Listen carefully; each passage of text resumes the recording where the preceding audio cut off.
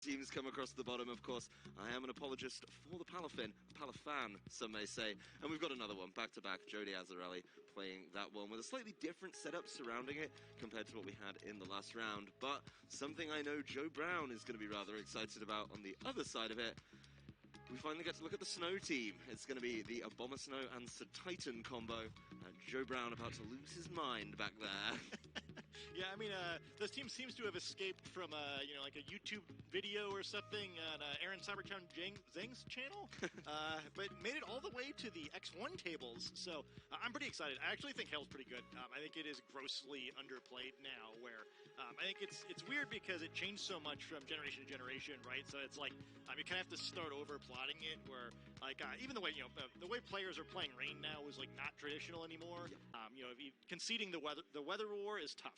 It's nice to see a weather war, though, that isn't sun versus rain. It's nice to get a little bit of variety as we do head into this game. Round 9, two fantastic players, and the leads take the field. It's going to be Salamence and Golden Go for Jeudy Azzarelli, and then for James Evans, he's going with the Taurus and the Rotom Heat. Yeah, I mean, two Pokemon with the Intimidate ability that I think maybe going into the year people weren't expecting to be the most common, but it's great to see them out here. And then, Rotom actually looking like he's got a pretty good matchup here. Yep. Goldengo, a great Pokemon to have it as your mirror here, and then Salamence. This is a version that's probably going to threaten the Rotom a little bit more. It's a very 2013-ish looking matchup between a very offensive special Salamence and a very offensive special Rotom. Yeah, this definitely looks like a previous year, but I'm okay with that. I don't really have an issue with it. Got some tough choices. I see James is definitely in and out those menus as the clock ticks down. So it needs to lock into something as soon as possible. But one of the skills here is making sure you get the perfect choice. Taurus opening the turn with the Raging Bull. Not very effective, but it is going to get a little bit of damage down. The Salamence retaliates with a Draco Meteor. Right into the Rotom, clinging on with just 2 health. That Rotom is dangerously low. The Rotom, though, is going to be able to survive this turn as the nasty plot comes through for the Goldengo.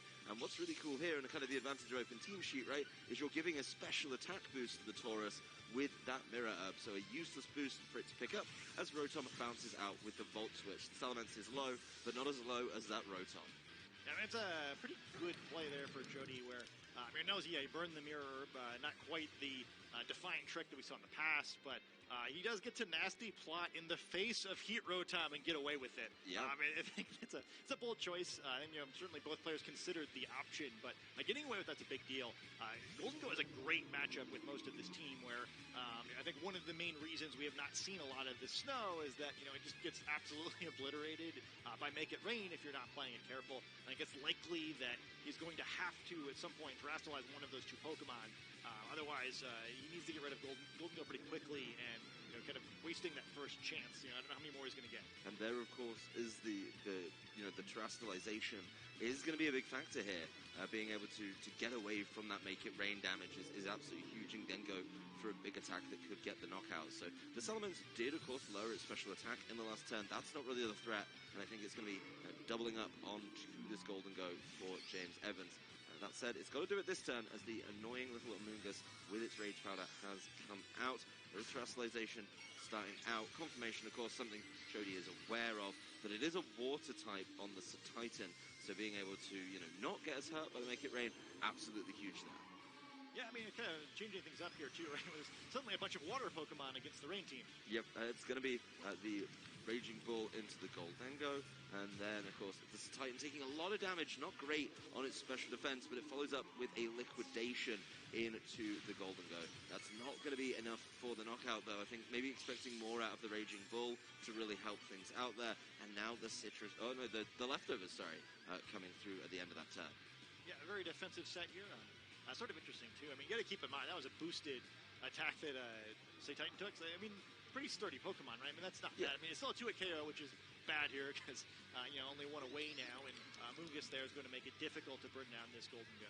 Yeah, that is going to be a big turn. So a nice bit of board positioning from Jeudy over there, being able to get this into the right spot. I mean, the Titan doesn't have its Slush Rush active right now, and I think that's going to be something that, once you get past the Amoonguss, of course, then you need that. And I think being able to maybe activate that could help out, but I do see this Goldengo being able to maybe command the game even without the type advantage that it may prefer.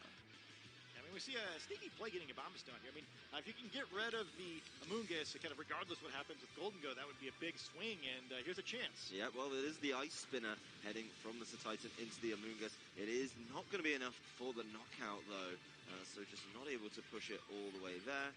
The Amoonguss seems to be getting its health back with a citrus berry tucked behind that new hat of the Titan. Is it a hat? We can discuss that offline. But of course, the Titan going right back to sleep with the Spore. I think Jeudy putting himself in a fantastic position at the end of this game. He's still got that nasty plot. He got away with that turn, got out at the end of it, and he's got a pretty healthy Amoonguss after that Ice Spinner, which he's not going to be able to land the next turn. Yeah, it's sort of an awkward spot where, like, Bomb Stone, this one, as most do, holding that Focus Sash, so it's going to get to do something here. But, like, I feel like, both the Pokemon on Jeudy's side feel kind of done the job already. Amoonguss going to get out, get some heal here, basically be full health when it comes back in. And, well, there'll be no Aurora Veil going up, that's for sure. Yeah, no Aurora Veil as Palapa comes in with the Drizzle ability. So Bomb Snow does have to be smart, and I think that's a very wise decision to just protect yourself there and see if you can get some wake-ups. So Make It Rain coming down here, and even though this is resisted, it's going to do a pretty good chunk of damage, nearly knocking out this Titan. Yeah, the help of that earlier nasty plot coming through and kind of making up for that special attack drop that, of course, is landing on this turn. So Titan still asleep and doesn't have access to Flush Rush right now, so not looking too pacey either. Golden Go being able to heal up a little bit with its leftovers, certainly a different set than we've seen, but it looks like it's going to be a tough one for the Abomasnow right into the menu to see how quickly this one can get swung back. Of course, I really think if you're James, it's time to wake up now and see if you can get through this, but it's not even going to get the opportunity to. It is, of course, just going to get felled by that Make It Rain, and the Abomasnow fought incredibly low, down to the Focus Sash to be precise. I mean, it's just a tough matchup, right, where he's lost control of the speed now. So he's not really getting anything done, attacking a few times, but, almost all of that damage has been erased by the held items on the opposing team. Yeah, the Palapa going for the Hurricane. Of course, it's got the rain, it's got the accuracy, and it's definitely got the damage to do one and be able to knock out the Abomasnow. So both the ice pairing taken out in the same turn, and Jeudy absolutely commanding this game, I think it's fair to say. It is going to be James back to his original lead of the Rotom Heat and the Taurus. We've seen how much that Rotom has taken damage-wise. The Taurus... Yeah, healthy, but it's got a long way to go. Yeah, we saw last turn that Jeudy was able to do the massive 1 damage. Perhaps this time we'll see if he can do the slightly more devastating 2 hit points of damage necessary to pick up this knockout. It's just been a really impressive game on Jeudy's side, where I think this is sort of it's the dark side of Halo, right? Where kind of the reason why people don't play a whole lot of it is that it's just so easy for the game to fall apart because you don't have a lot of great control, and the Pokemon have such weak defensive typing. Yep. Well, it is going to be time to Terra over on to Jody's side of the field. It's going to be the Palapa. That's something I wasn't quite expecting to see, but it's going to reveal, of course, its Grass Terra type. That's going to be able to hit really hard into that Taurus and be able to potentially stretch for a little bit more. It's also going to help out against this Raging Bull. Not able to land a super effective hit. Golden Go should be able to do it. Yeah, it's going to be able to get that Rotom very, very easily. No shock there. And of course, the Palapa now going to be able to potentially, see how much it can do. The Hurricane is still going to be there, and yeah, that's an easy knockout. You were querying if it would do 2.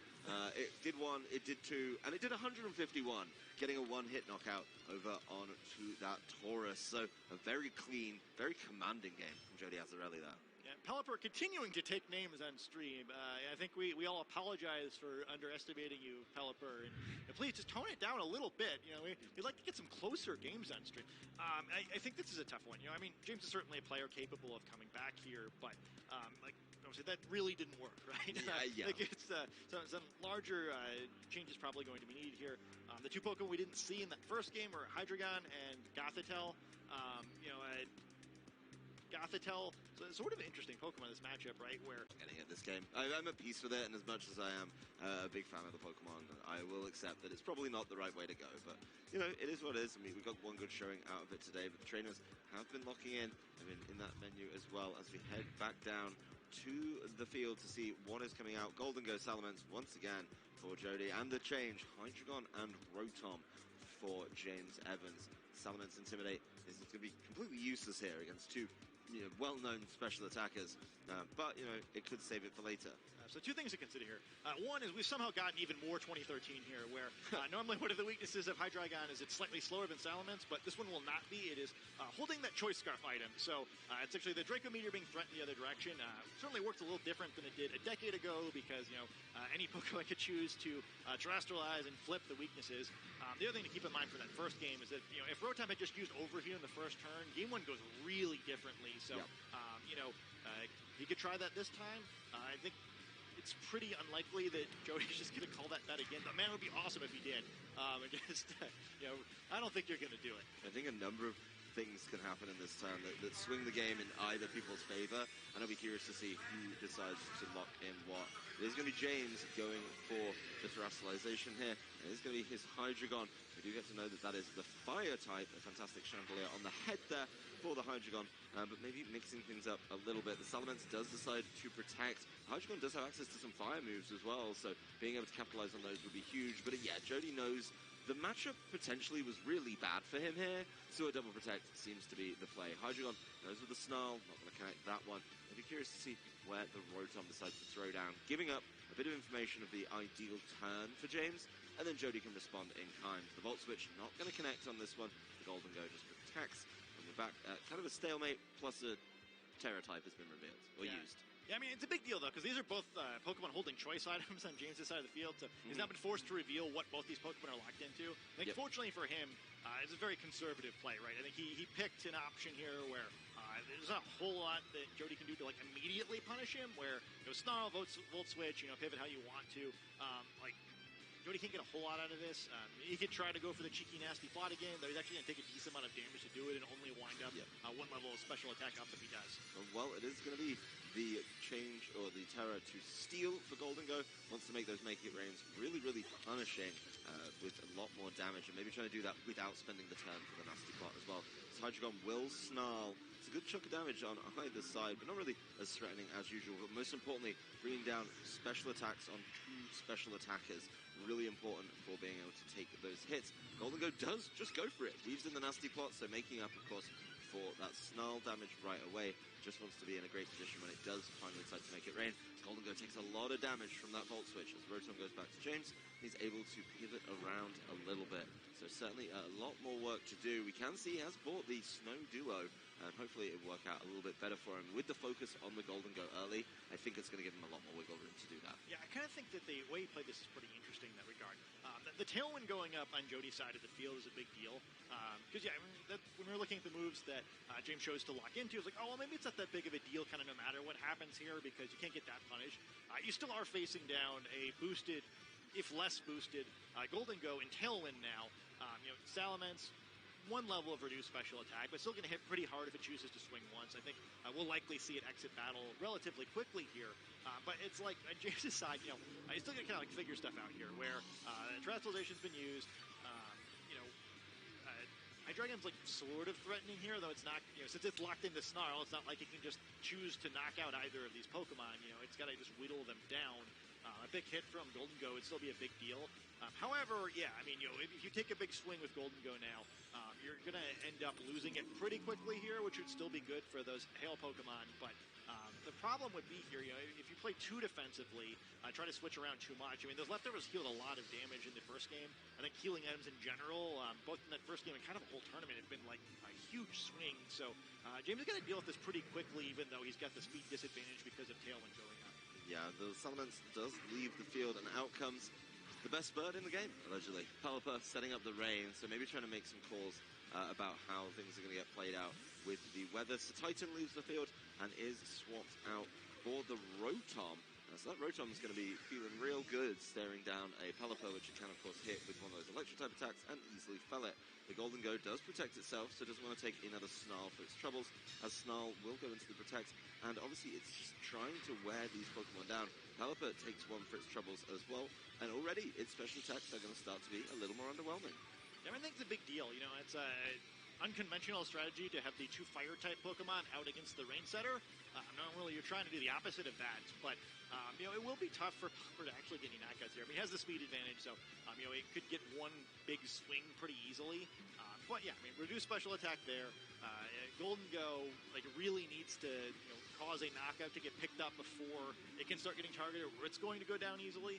At some point in the game too, you can look to bring the Obama Snow in. If you can, these are probably the two biggest threats to it in the game. So if it can come out after these two get knocked out, who knows? Maybe it can make something happen this time. Now let's see what there is going to be. As Palper throws out the wide guard, so making sure that Snarl is now not able to cause any problems. As Golden Go does just fire off that Shadow Ball, it is going to go towards the Hydreigon, and a critical hit brings it down into the red, but it's just not enough.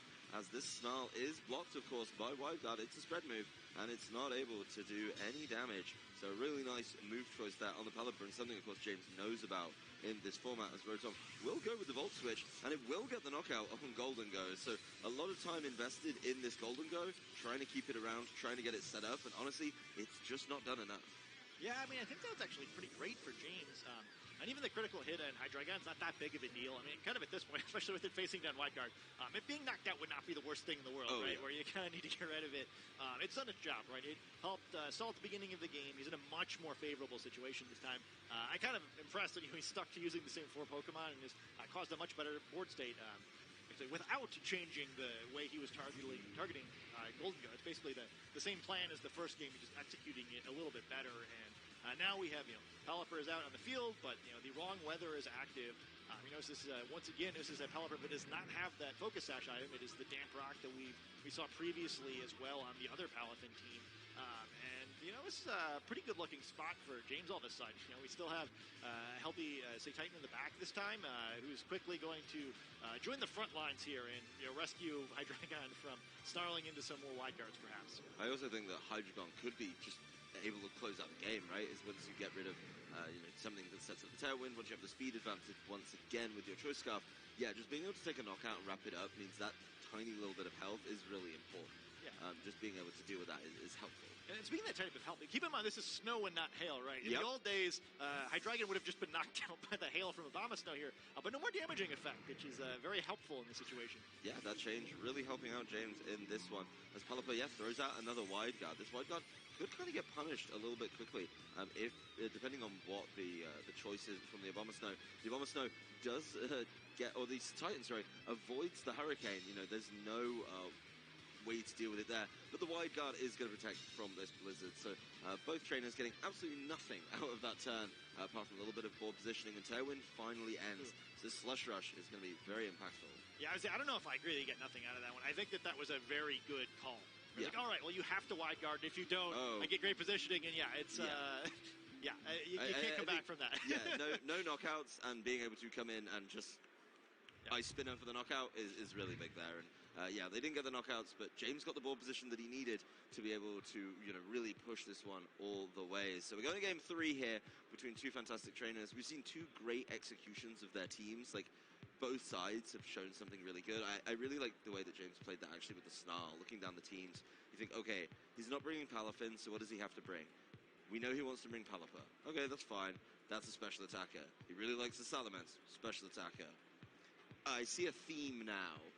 This is kind of controversial thing. I think it's an early format team being played with a late format maturity. Yeah, I think so too, yeah. Like, this is definitely, I really wanted this idea to work. And speaking of ideas that are going to work, Palafin has made an appearance. Scott, I'm sorry, I'm very excited again. Yeah, I think you should be. I think it's an interesting adjustment, right? You kind of mentioned before the second game that it's really tough to pick Palafin in this game for, the threat of Gothitelle, though, once again, we're not going to see it. And, two Pokemon who naturally resist water have been picked every game, and another one who frequently has been transforming into it, so it's tough to get too much done. It's worth noting this Palfin's a little bit different than the one that we saw in the previous match. It does have that Mystic Water to increase its water type damage, but instead of having the Water Terra type, this is Grass, which not ideal against Ice type Pokemon, but could potentially help out if it wants to dish out the damage as a Grass type attacks. Yep, well, it is going to be a switcheroo nice and early, getting that Titan in for James, as it's going to be the Salamence with the Terra on this one. Going with the Steel here, something a lot of lot of people have been leaning on, of course, for the defensive prowess against opposing dragons, and knowing about the choice scarf, knowing that you may be suffering there. This is a huge terror for Jeudy, being able to take that so easily, and now Hydreigon special attack is really, really low. That means Palafin's got room to flip turn, something we didn't see in the previous one where it was just manually switching out with Gavin, but it goes into the back, so it was a 0. We'll see what it looks like later. I've got an idea, and it rhymes. That is going to be the Golden Go coming in, though, and this is a really good position for the Golden Go, right? Like, the Hydreigon can't really threaten it down as much. Speaking of Hydreigon, it's not going to threaten it at all, as it is just knocked out by the Salamence. Yeah, that's tough. I mean, a lot of good adjustments on Jeudy's side. You know, it's a very dangerous-looking Palafin in the back. I should correct myself. It could have become a grass type. It has only water type attacks. So, yeah, there was no option of going that route. But I think what he did makes so much more sense, right? We kind of hinted at it at the beginning of the previous game, where that matchup between the Dragon types is much more complicated than it would have been in past years because you make the wrong read, you can get got. I think Jeudy's made like really, really good reads the first turn or two of every game so far, where he's kind of always started off this little advantage. It's allowed him to be very cheeky with Golden Go, and you know, in the previous 2 games, Golden Go was so important to his team. So hey, you know, why not add a second Steel type Pokemon and make him deal with that? Yeah, but this Steel typing could come back to hurt though, as the Rotom has re-entered the field. It was switched out for the Titan, but of course, as you mentioned, the overheat only goes once, really. It's a one and done without the switch, and that switch can then get punished a little later on. Looks like there's going to be some kind of quick fight back from James here in this one, trying to get the damage down. But he's taking a lot of time. Something I've noticed about James is, yeah, he does kind of go the distance when it comes to the move timer here. So definitely taking his time on this one. We'll see how he goes through it. As Rotom leaves the field, that means Slush Rush is going to be active, and speed control is going to be a big thing. But once again, this terror from the Salamence is absolutely huge. You know, going to the Steel type, got to feel pretty good when you're facing down this combination. That said, there is an answer to it. It's the Titan Superpower. Yeah, there's a second Steel type Pokemon there. That's a big knockout, but what cost did this come at? Yeah, that is going to be an interesting matchup to see what this Golden Go does back. So Salamence removed from play. Both the dragons on these teams are gone. Golden Go, though, firing off the Shadow Ball. That'll be landing into that Abomasnow that's just come in, bringing it down to about well over half, a good little chunk over half as well. But Jeudy gets to send in the Palafin. It's hero form now. It's gone back and come to the fore once again, ready to cause some problems. And the big thing here is, you know, can he get the supportive Pokemon in? Is it time for Palapa? Yeah, this is a very tricky turn from James' side of the field where I think it's very easy to lose the game here. We've seen how important Golden Go is in this matchup, and a Make It Rain would be like devastating if it hit undefended here. However, it's also usually very important against Palafin team to focus on the Palafin. Yep. Those are 2 huge threats all at the same time. I think the way that Jeudy picked his roster for this game is really impressive, right? We've got Steel-type Salamence who, you know, James kind of had to commit to knock out, even though it already had 2 levels of reduced special attack, and then now 2 massive threats on the other side of the field. Just a really intimidating roster from Jody's side to try to face down with James's team. It's definitely going to be a tough decision as James decides it's time for his terrestrialization. It is going to be the Abomasnow, and it is going to become a water type. So really, you know, wanting to be able to take those hits nicely. I think both of these Pokemon becoming water types, sorry, the Titan and the Abomasnow, just show the respect to some of the problems. Ice Spinner from Titan will go into the Golden Go, so trying to call maybe that switch in is going to be a big one, as Palafin's Flip Turn does a good chunk of damage onto the Titan and switches it back out. So this could be a massive turn here. See what he's got as the final Pokemon in the back. It's not going to be the Pelipper. That was, I think, what he was expecting to see, or the Amoonguss. But, you know, being able to get that Amoonguss in safely is huge. And yeah, the Make It Rain you were mentioning, Scott, is going to do a lot of damage. It's going to knock out the Titan, and the Abomasnow only saved by its terrestrialization. Yeah, still getting worn down pretty big. And this is still, oh no. Oh no. Dear.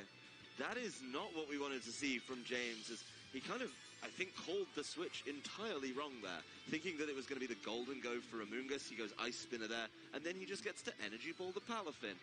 Problem, the Palafin has left.